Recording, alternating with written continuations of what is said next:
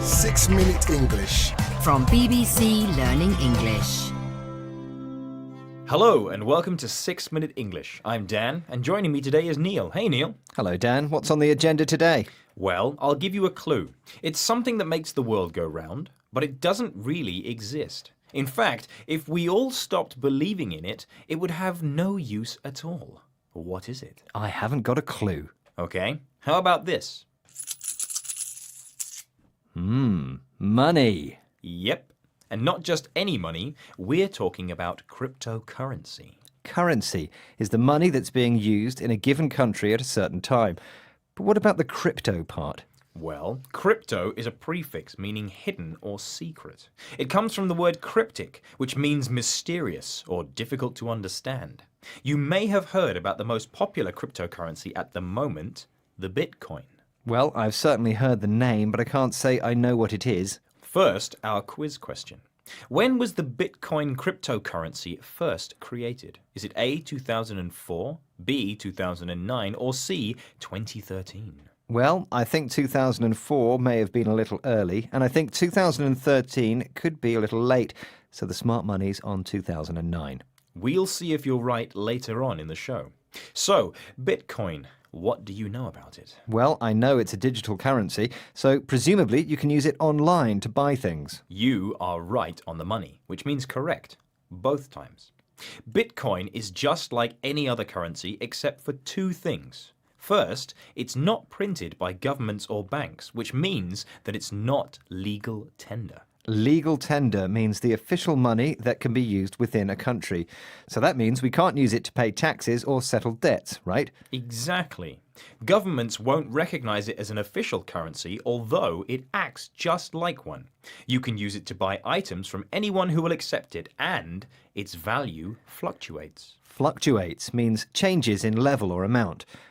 And what's the second thing? The second thing is that Bitcoin is a digital currency, meaning that with the exception of a few tokens, it largely exists online only. You can't carry a load of Bitcoins around in your pocket. Well, that makes a nice change. Oh dear, Neil. Was that a money pun? Terrible. So, if it's a digital-only currency, where do new ones come from? Can't I just say that I've got 1 million of them and make myself rich? Well, no. You see, even though Bitcoin is not regulated by a bank or government, it still has a process that stops people from cheating. There are only two ways to get Bitcoins. You either trade them from someone or you go mining. Ah, wait, I've heard about this. This is when you use your computer to run calculations which verify other Bitcoin transactions. You get rewarded for this work by earning Bitcoins. Yep, it's money for old rope, which means it's an easy way to earn money. Wow, I'm going to start mining immediately. Well, you wouldn't be the only one. Bitcoin's value has recently gone up quite a lot, and this has caused a lot of interest. In fact, one stock exchange in Chicago has begun trading in Bitcoin futures contracts. A futures contract? What's that? I'll let BBC correspondent Rory Cellan-Jones explain that. The futures contract, a bet on where the currency will be a month from now, soared above $18,000. That means investors believe Bitcoin, which started the year worth under $1,000, will continue to rise in value, albeit at a slower rate. But at the big banks, there's still plenty of skepticism about the currency. Soared in this context means increased very quickly. So now big investors are betting on the value of Bitcoin in the future. Yes, but he also mentioned that the banks have a lot of skepticism. That's a doubt that something is real or true. In this case, whether Bitcoin is reliable or not. Maybe it's best I don't get involved then. After all, a fool and his money are soon parted. Well, you don't have to be skeptical about the answer to our quiz. We know that for a fact. I asked you when the Bitcoin cryptocurrency was first created.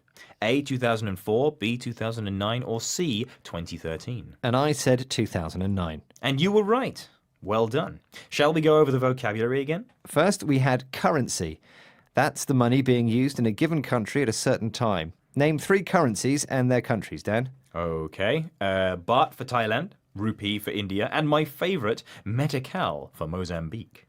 Next, we had cryptic. Something which is cryptic is mysterious or difficult to understand. For example, what do rich people need? Poor people have, and if you eat it, you die. A cryptic riddle indeed. I'll have to think about that. Then we had legal tender. That's the official money that can be used within a country. The euro is legal tender within Spain. But what was the legal tender before that? Wasn't it the peseta? Then we had fluctuates. If something fluctuates, it changes in amount or level. The stock market fluctuates. But my love for my family never does. Then we had soared, which means increased very quickly. It's used with this meaning in the context of money, prices, and statistics. Finally, we had skepticism. Skepticism is doubt that something is real or true. What sort of things are people skeptical about, Neil? Some people think that human activity hasn't caused climate change. They are skeptical. And that brings us to the end of today's 6-Minute English. Don't forget to check out our YouTube, Facebook, Twitter, and Instagram pages, and we'll see you next time. Goodbye. Goodbye. 6-Minute English. From bbclearningenglish.com.